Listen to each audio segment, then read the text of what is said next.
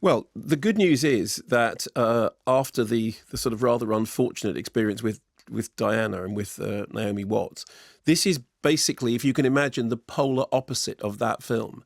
That was a film that took a true story and turned it into a sort of tatty soap opera that seemed to have been lifted directly from the pages of Hello magazine. This goes completely the other way. It is described as a fable from a true tragedy.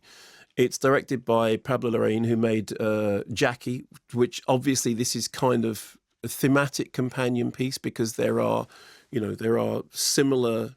I mean, obviously there are great differences, but there are similar situations between the two central female characters. It's written by Stephen Knight, whose credits include Dirty Pretty Things, Eastern Promises, and Hummingbird, incidentally, which is the great underrated Jason Statham film, which I keep saying is my favourite Jason Statham and one of my favourite Jason Statham films. Anyway, it plays out over a confined period. One of the things that's really fascinating about it is that phrase, a fable from a true tragedy.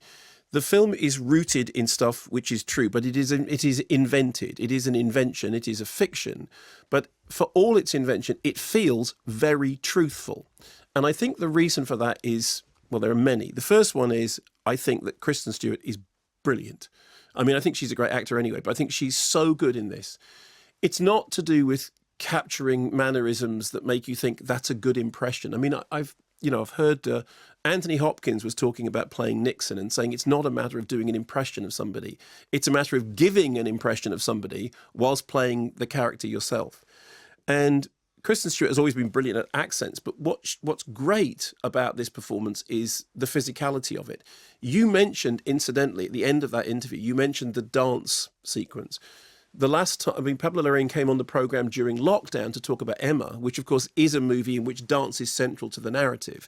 And it's really interesting that at a certain point in the narrative of Spencer, the film actually does move into a dance montage in which everything that's to do with the physicality of the performance and everything which is to do with the musical fluidity of the movie come together in this really unexpected way.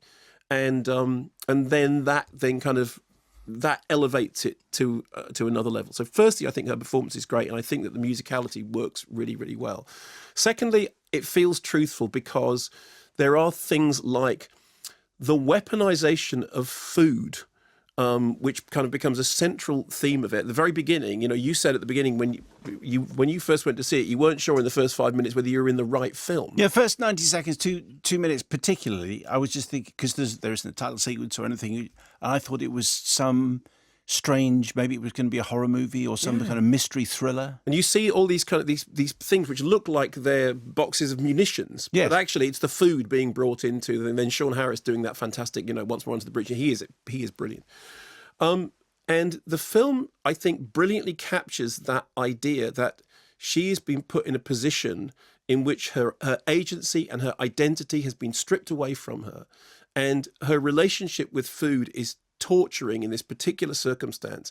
And I thought the film did a really good job of explaining what that would feel like to be in a situation in which, I mean, one of the things that Claire Marathon, who's a cinematographer, does is brilliantly capture the idea of people looking at you, people watching you do something, people, and somehow the way in which this pierces to the heart of what's actually happening in the rest of her world. I thought that was handled very sensitively. I mean, it's very, it doesn't shy away from those subjects at all, but it tries to place them within a kind of psychological context, which is to do with a much wider kind of general issue, which is to do with the removal of her agency, that she is not able to be who she is because she just becomes a cog in a machine, which is not something that she wants to do.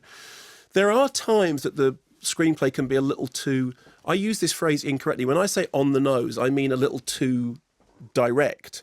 And there are things like there's a running metaphor about pheasants being, they're beautiful birds, but not very bright, and they are bred to be shot. And actually very, very early on, we see a shot of a, pheasant being, going under the wheels of an armoured vehicle. And that stuff, okay, that feels like a little front foot, if you want.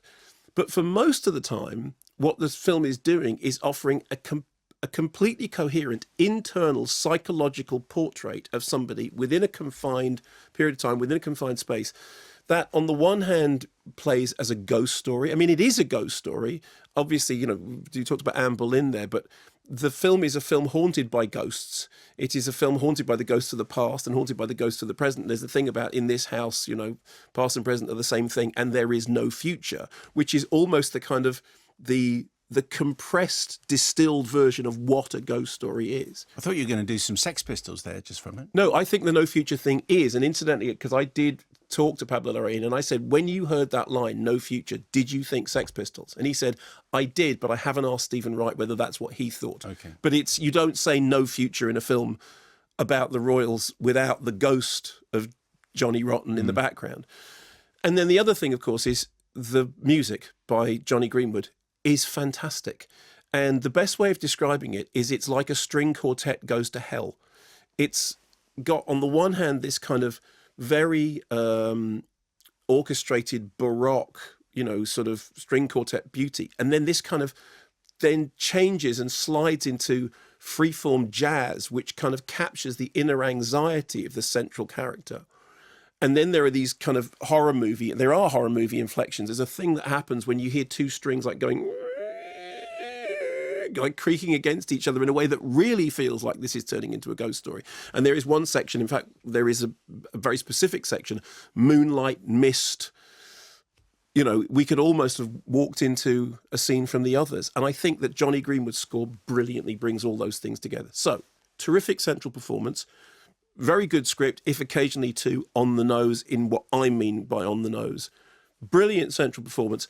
Sally Hawkins, who you mentioned, does a great job of taking a role that actually, if somebody else had played it, might have gone completely wrong.